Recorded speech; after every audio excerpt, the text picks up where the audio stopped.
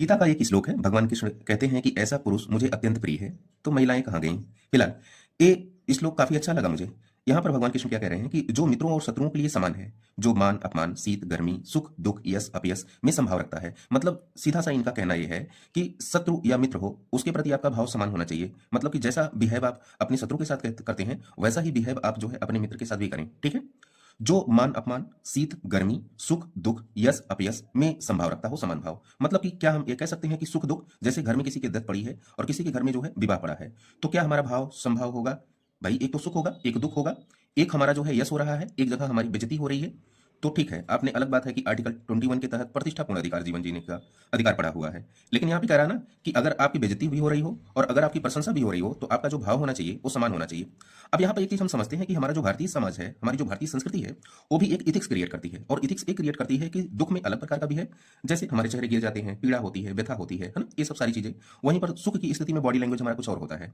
तो मुझे ऐसा यहाँ पे क्यों लग रहा है कि इमोशनल सप्रेशन हो रहा है, भावनात्मक दमन हो रहा है। ठीक है ना। फिलहाल यहाँ पर एक चीज और भी है कि कह रहे हैं कि साहब की जो दूषित दूषित संगति से सदैव मुक्त रहता है। बिल्कुल, दूषित संगति से जैसा इन्वायरमेंट होगा वैसा आपका जो है आगे चल करके आपकी उपलब्धि होगी। तो ये बड़ा अच्छा चीज है कि जो दूषित संगति से दूर रहता है, वो कृष्ण को वो पुरुष ज्यादा अत्यंत प्रिय लगेगा। जो सदैव मौन और किसी भी वस्तु में संतुष्ट रहता है। अभी देखिए यहाँ पे कि जो सदैव मौन, मौन का अर्थ एकदम से नहीं कि आप एकदम चुप रहें। ठीक है ना। मौन का अर्थ ये है कि अनर्गल बातें, अनर्थक बातें वगैरह ना बोलें, क्योंकि ज्यादातर जो दुख है, पीड़ा है, संघर्ष, विवाद है, वो बोलने से ही पैदा होते हैं। तो सीधी सी बात है कि वही बोले जो बहुत ही अनिवार्य हो। और फिर यहाँ पर भगवान कृष्ण क्या कहते हैं कि किसी भी वस्तु में से संतुष्ट रहता है।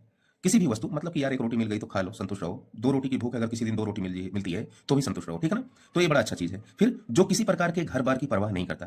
तो घर बार की परवाह कौन नहीं करता? एक सन्यासी नहीं करता। तो इस सन्यास की तरफ तो कहीं इनकी उन्मुखता नहीं है।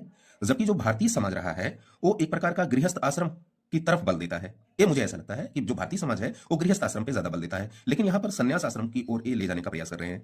जो ज्ञान में दृढ़ है, बिल्कुल ज्ञान मार्गी होना चाहिए। और जो भक्ति में संलग्न है, मतलब कि जो भगवान कृष्ण की भक्ति में संलग्न है और जो ज्ञान मार्गी है, ऐसा पुरुष मुझे अत्यंत प्रिय है। तो यहाँ पर थोड़ा सा एक मुझे समस्या यही थी कि एक तो इमोशनल सप्रेशन किसी का हो सकता है, भावनात्मक दमन।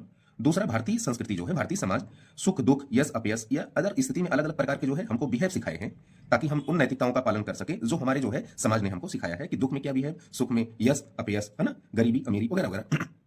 यहाँ पर एक चीज और भी है कि जैसे एक प्रशासक होता है ना, तो उसको निर्णय लेना होता है। और निर्णय लेने की स्थिति में भाई ब्यूरोक्रेट्स हो गया, जज हो गया या फिर राजनेता ही हो गए, तो वो अपराधी, चाहे वो मित्र हो या शत्रु हो, उसके लिए वो निर्णय लेना होता। तो यहाँ पर जो नीति निर्माण की प्रक्रिया है, जो पक्ष विपक्ष में विभेद करना होगा, वो भी कहीं ना कहीं बाधित हो सकता है। फिलहाल ये मेरी अपनी समझ है। आपकी क्या है? कमेंट बॉक्स में जरूर आप पेश करें। फिलहाल बड़ा अच्छा श्लोक है। Thank you.